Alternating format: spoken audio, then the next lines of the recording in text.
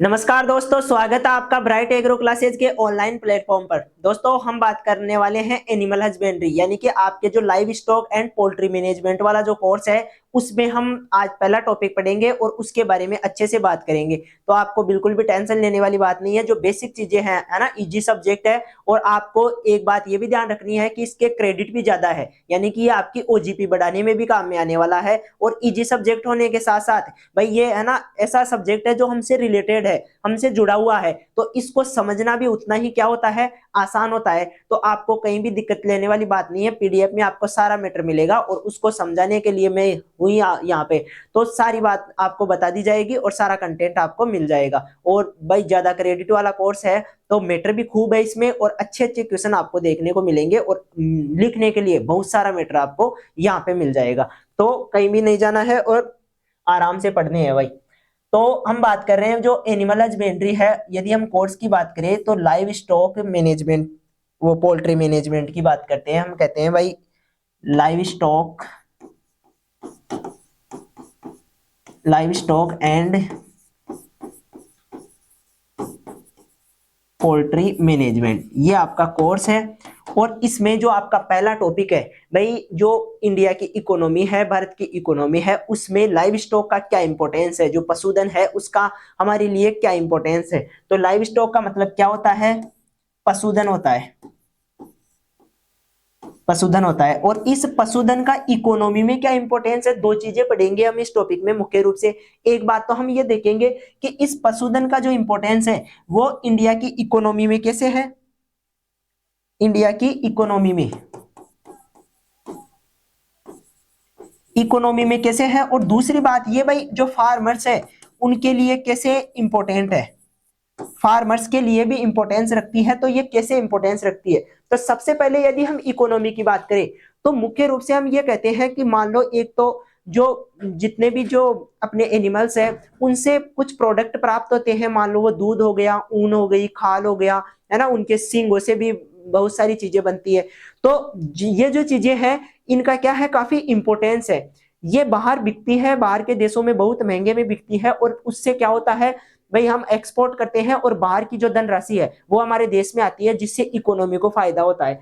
तो भाई हम कॉस्मेटिक प्रोडक्ट बनाते हैं, है ना, कॉस्मेटिक प्रोडक्ट के अलावा जितने भी भाई फैशन वाले प्रोडक्ट है, जैसे कि भाई लेदर इंडस्ट्री एक पूरी ही बड़ी इंडस्ट्री है, और खासकर जो प्रीमियम फील देती है वो चीजें भी ये लेदर में हम देखते हैं। भाई जो अमीर लोग हैं वो क्या करते हैं, मुख्य रूप से प्रीमियम फील लेने के लिए जो लेदर की चीजें हैं वो बनी हुई, भाई लेदर का बैग हुआ, लेदर के जूते, इस प्रकार की चीजें लोग पहनते हैं और उनका मोटा पैसा देते हैं। तो उसी मोटे पैसे से क्या होता है, देश की इकोनॉमी को फायदा होता है। तो सबसे पहले तो हम ये कहते हैं कि जो पशुधन है उससे मुख्य रूप से क्या होते हैं, कुछ प्रोडक्ट प्राप्त होते हैं और वो प्रोडक्ट हम एक्सपोर्ट करते हैं, और एक्सपोर्ट के फलस्वरूप हमें क्या मिलता है, पैसा मिलता है, जो कि देश की इकोनॉमी में इंपॉर्टेंस रखता है। उसके बाद में इकोनॉमी के बाद में भाई एक ये प्रोडक्ट हो गए, उसके अलावा और क्या क्या इंपॉर्टेंस है।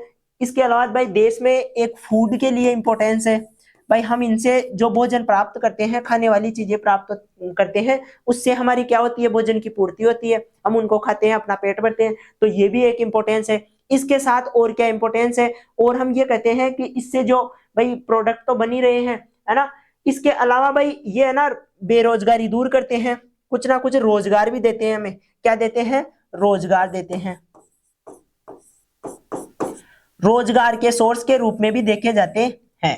ठीक है, यानी कि जो पशु हैं उनसे हम भाई जो मान लो सामान ट्रांसफर करने में, या इसके अलावा भाई जितने भी पशु है उससे उसका यूज करके खेती करने में, तो ये चीजें इनके रूप में इस्तेमाल करते हैं, जिससे क्या होता है, मुख्य रूप से बेरोजगारी भी दूर होती है। तो ये बातें थी। इसके अलावा फार्मर्स के लिए क्या इंपॉर्टेंस है पशुधन का, तो फार्मर्स के लिए सबसे पहले तो हम ये कहेंगे कि मेन्योर यानी कि जो जितने भी ऑर्गेनिक मैटर को बढ़ाने वाले जो वो खाद होते हैं वो क्या होते हैं, मुख्य रूप से इन्हीं से प्राप्त किए जाते हैं, जंतुओं से, जैसे गोबर हुआ, है ना। इसके अलावा जो पोल्ट्री मैनेजमेंट यानी कि पोल्ट्री से प्राप्त करने वाली जो वो पोल्ट्री खाद है वो, तो इस प्रकार की जो चीजें हैं वो भी क्या है, फार्मर्स के लिए इंपॉर्टेंस रखती है। इसके अलावा फार्मर को जो हम ये कहते हैं भाई मुख्य रूप से हमारा फार्मर इस प्रकार का है, हमारा देश का किसान इस प्रकार से खेती करता है कि वो मिक्स फार्मिंग करता है, यानी कि वो है ना पशुधन के साथ साथ क्या करता है,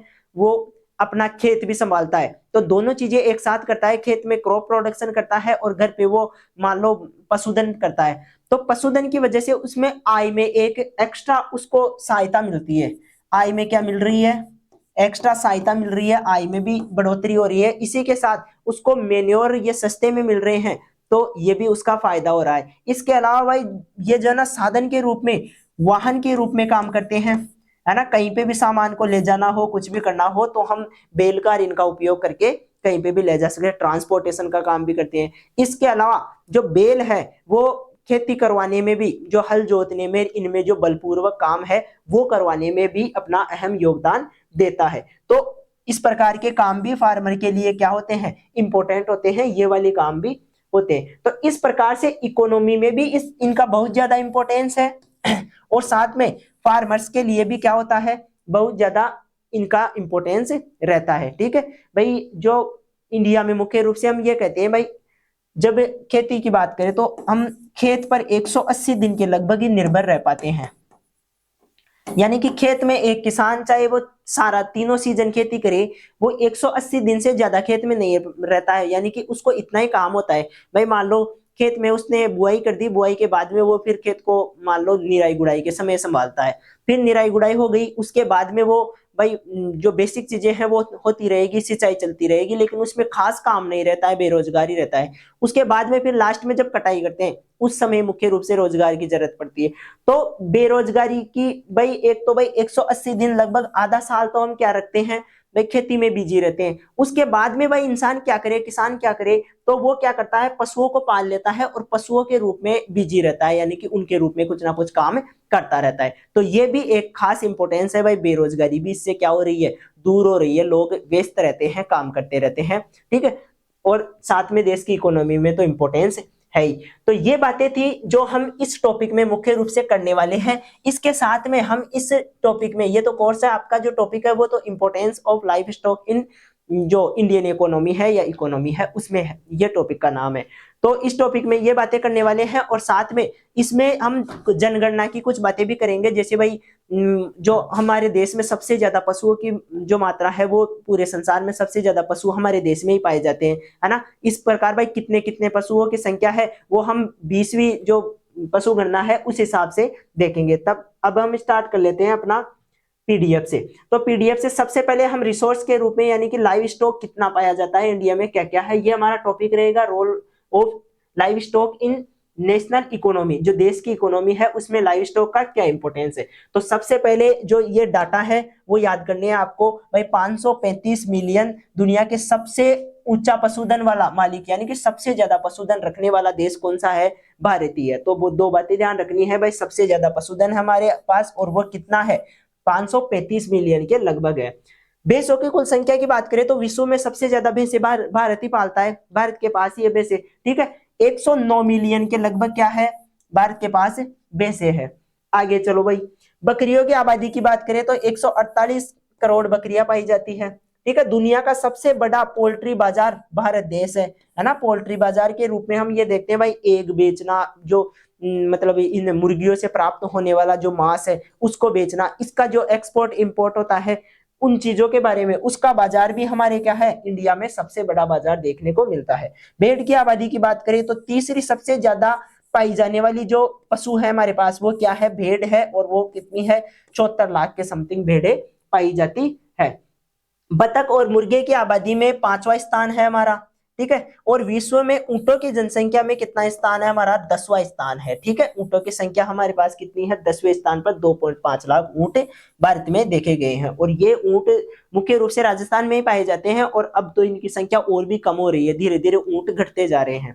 ठीक है, और ये जो डाटा आपको देखने को मिलेगा, ये 20वीं पशुधन गणना के अनुसार, जो कि 2020 में हुई थी, है ना, उसके अनुसार है। अब जो नेक्स्ट पशुधन गणना आएगी ना, वो 2025 में आएगी, 5 साल से होती रहती है ना, तो अगली वाली वो अगले साल आएगी। तो अभी तक हमारा जो डाटा है वो यही रहेगा।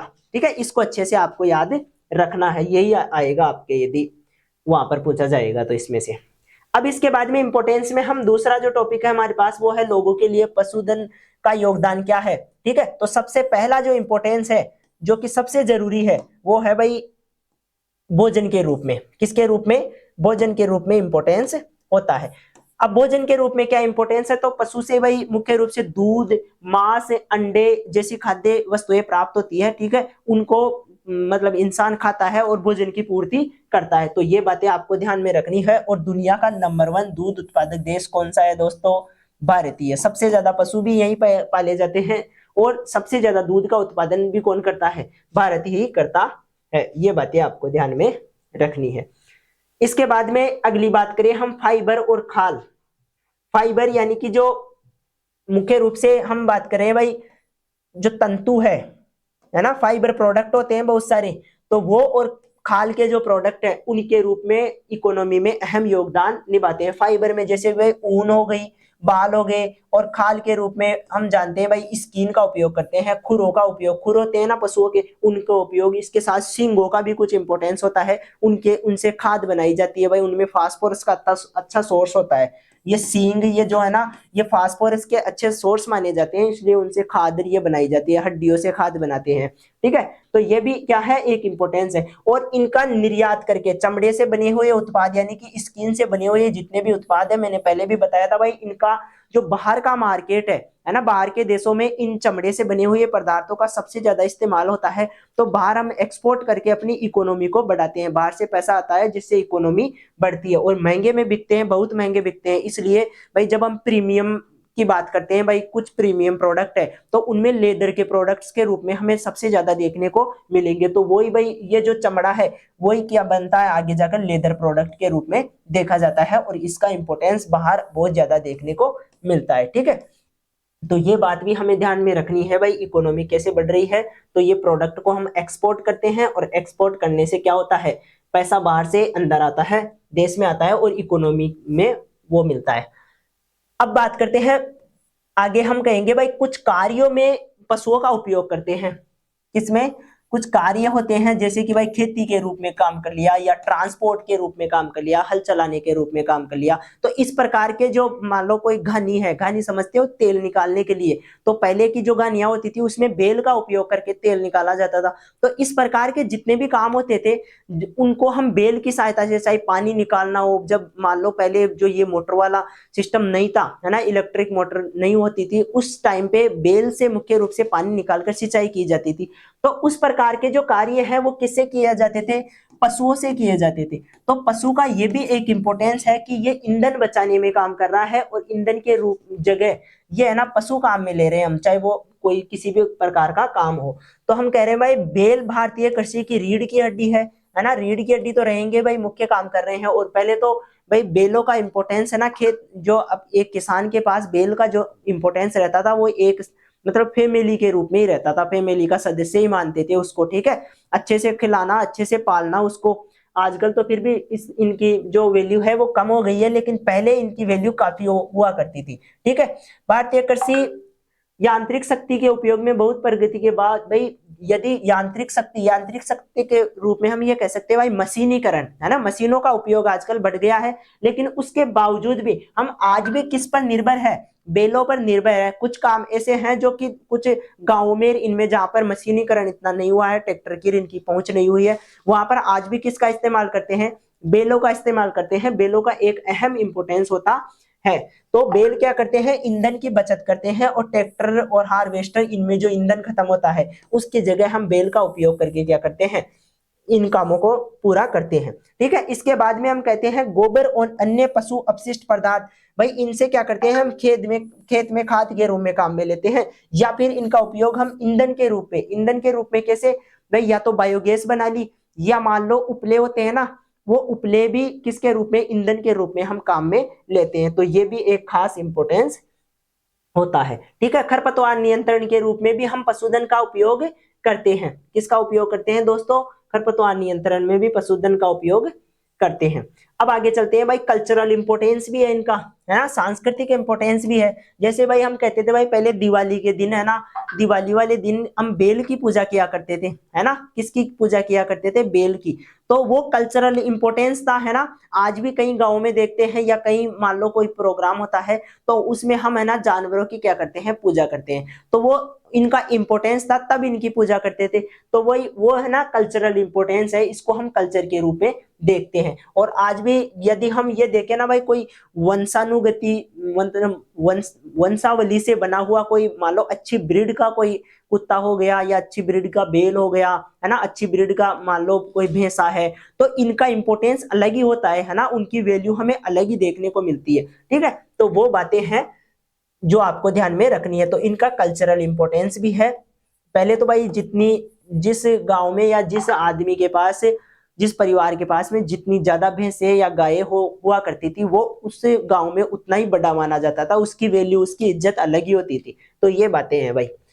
फिर कह रहे हैं भाई खेल कूद और मनोरंजन में, जैसे कि हम भाई जो हम कहते हैं मुर्गियों को हम क्या करते हैं, लड़ाई करवाने में और उनको एंजॉय करने में करते हैं। इसके अलावा कहीं कहीं गाँव में हम देखते हैं भाई, जो बेल है उससे भी क्या की जाती है, कुश्ती की जाती है ना, बेल को इंसानों से लड़ाया जाता है, या मान लो दो बेलों को आपस में लड़ाया जाता है, और इंजॉय यानी कि मनोरंजन के रूप में उनका उपयोग करते हैं। तो ये एक इंपॉर्टेंस है भाई, मनोरंजन के रूप में भी उपयोग करते हैं। अब ये तो क्या हो गया, देश की इकोनॉमी वाले जितने भी काम थे वो हमने पढ़ लिया। अब हम कहेंगे कि किसानों की अर्थव्यवस्था में, किसानों की अर्थव्यवस्था में कैसे भूमिका निभाते हैं पशु, उनकी भी हम बात करने वाले हैं भाई। किसानों की अर्थव्यवस्था है उसमें कैसे, तो मैंने पहले भी बताया था आपको कि जो है ना, हम ये कहते हैं भाई एक नॉर्मल किसान लगभग आधे साल ही खेती के पीछे जी सकता है, यानी कि काम है ना आधे साल तक ही रहता है उसके पास, पूरे साल है ना उसको काम नहीं मिलता है, किसमें, अपने खेत में।